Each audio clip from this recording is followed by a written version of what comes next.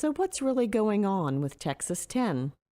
Since you're watching this video, you must know that the 2018 midterm elections will happen on Tuesday, November 6th.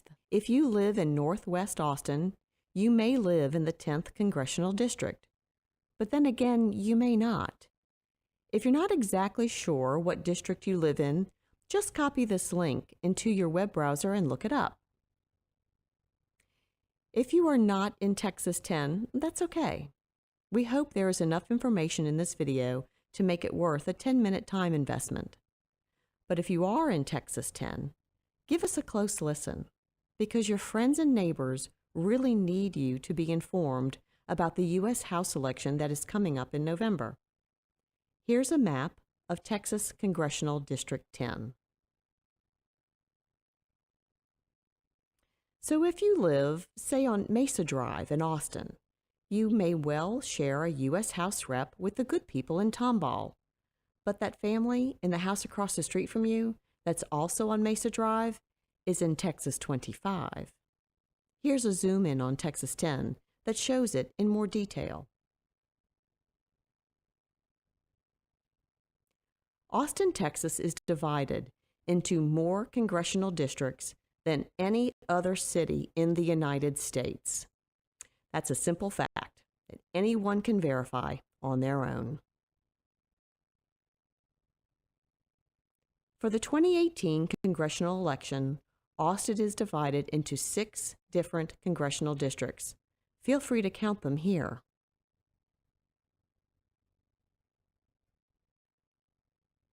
How did this happen? The answer is really simple.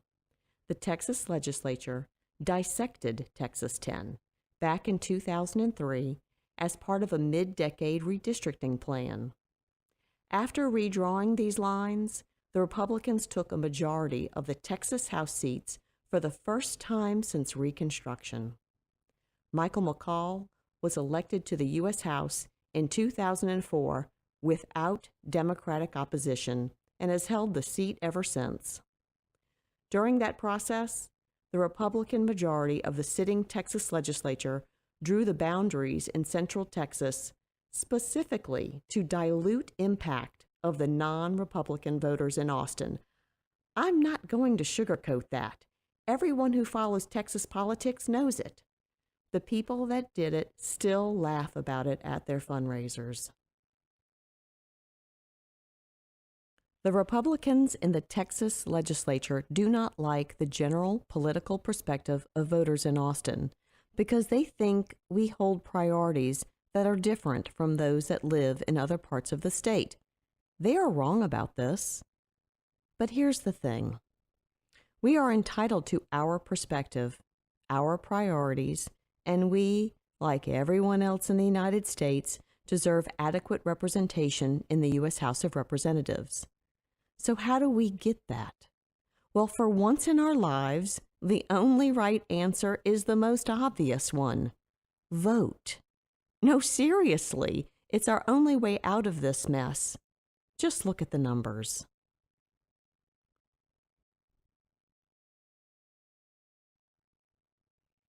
MOV is the margin of victory in total votes. Now here's a shocking fact.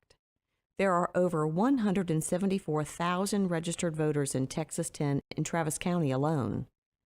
About 55% of all votes cast in District 10 in 2016 were cast in Travis County. But that was only 64% of all registered Travis County voters. That means that 61,659 registered voters in Travis County did not show up to vote in 2016. McCall carried the entire district by only 45,842 votes. If 85% of registered Travis County voters cast honest ballots in 2018, they will probably elect the representative for Texas 10. Well, if this is true, why has it never happened? Because the status quo spends millions of dollars convincing decent people that voting against Republicans in Texas is futile. If you're not a straight-line Republican voter in Texas, you probably think that your vote doesn't really matter. All of the media references to Texas as a red state or as not in play, and all of the polls based on small samples of likely voters contribute to the idea that voting is not important.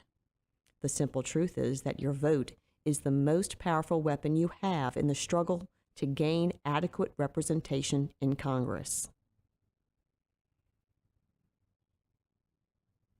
You have 4 choices this year: Republican, Democrat, Libertarian, and let someone else decide for you. Typically, 35 to 55% of Travis County voters take the last option.